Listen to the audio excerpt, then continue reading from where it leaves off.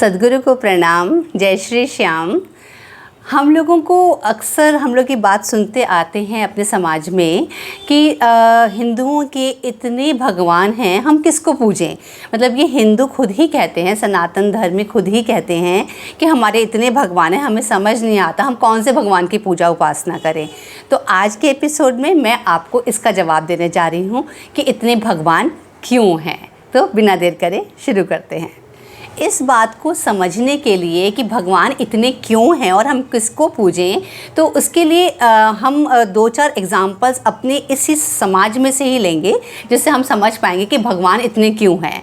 तो जैसे अब हम अगर एक तो पहली बात हमें ये समझनी चाहिए कि भगवान श्री हरि मतलब भगवान विष्णु का जो गोलोक धाम है, भगवान ने उसी का ही प्रतिबिंब जो है, ये पृथ्वी पर जो जीवन है मनुष्य का उसी का ही प्रतिबिंब है। मतलब जो गोलोक धाम के अंदर जो हो रहा होता है, जैसे वहाँ का रहन सहन है, जैसे वहाँ के देवी देवता बिहेव करते हैं, भगवान सोते हैं, उठते हैं, नृत्य देखते हैं, गाते हैं, खाते हैं, उन्हें भी वो भी परेशान होते हैं, वो भी खुश होते हैं।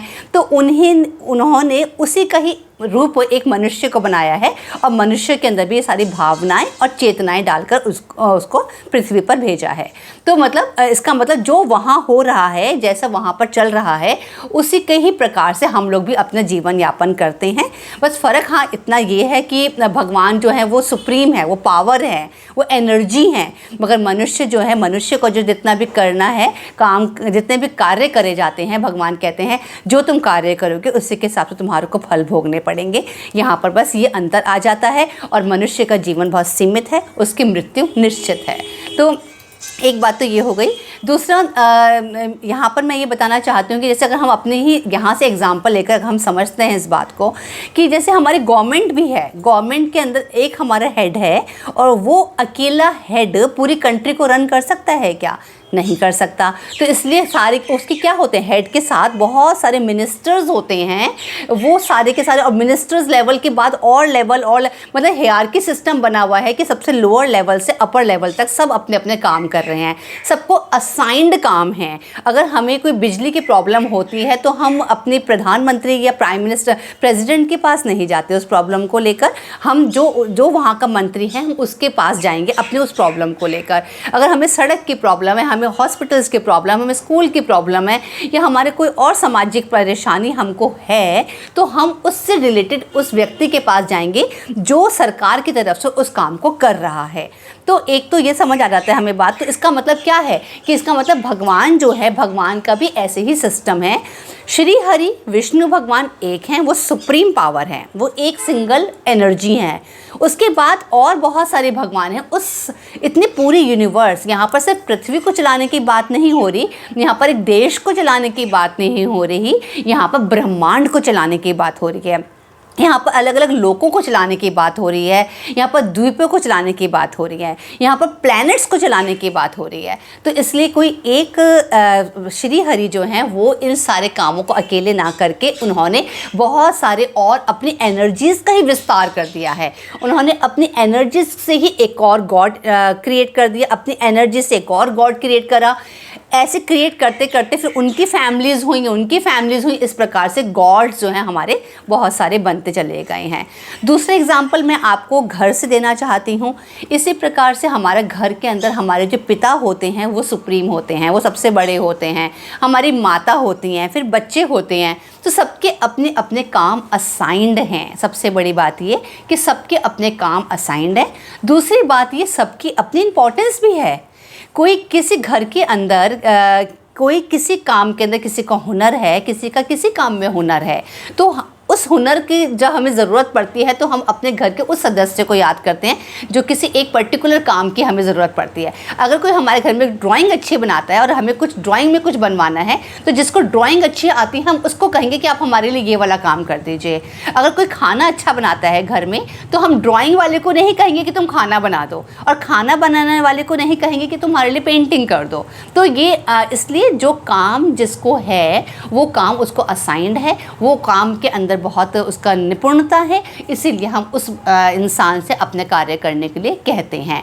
और साथ में एक बात और कि जैसे जब भी कोई मनुष्य कोई भी लड़का या लड़की जब माता पिता बनते हैं तो जैसे जवानी के अंदर या छोटेपन के अंदर वो अपने माता पिता के करे हुए कार्यों को वेटेज नहीं दे पाते या उससे रिलेट नहीं कर पाते कि ये हमारे लिए कितना करते हैं।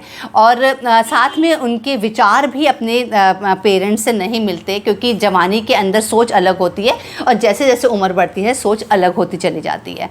मगर एक स्टेज आती है जब यही बच्चे खुद पेरेंट्स बनते हैं तो वो उस बात को समझ पाते हैं कि पेरेंट्स के बनने पर उनको कैसा महसूस होता है, उनकी जिम्मेदारियां क्या हैं और उनको कैसे बिहेव और एक्ट करना पड़ता है अपने बच्चों के लिए। मगर यहाँ पर यूनिवर्स की बात हो रही है, मगर यहाँ पर मनुष्य कभी गॉड नहीं बन सकता, मनुष्य कभी भगवान नहीं बन सकता कि भगवान की जगह जाकर वो कभी महसूस करके देखे कि भगवान को कितने कार्य करने होते हैं। तो ये वाली आप अच्छे से इस बात को ध्यान से समझिएगा। और साथ में यहाँ पर मैं आपको थोड़ा सा अब देवी देवताओं के बारे में बताना चाहती हूँ कि जैसे सब कहते हैं कि बहुत सारे भगवान हैं, तो बहुत सारे भगवान, एक होते हैं भगवान और एक होते हैं देवता। तो भगवान और देवताओं में भी अंतर है, आप इस बात को अच्छे से समझिएगा। भगवान का है विष्णु भगवान सबसे सुप्रीम है, वो परम पिता परमेश्वर हैं, विष्णु भगवान है। विष्णु भगवान की नाभि कमल से ब्रह्मा जी उत्पन्न हुए।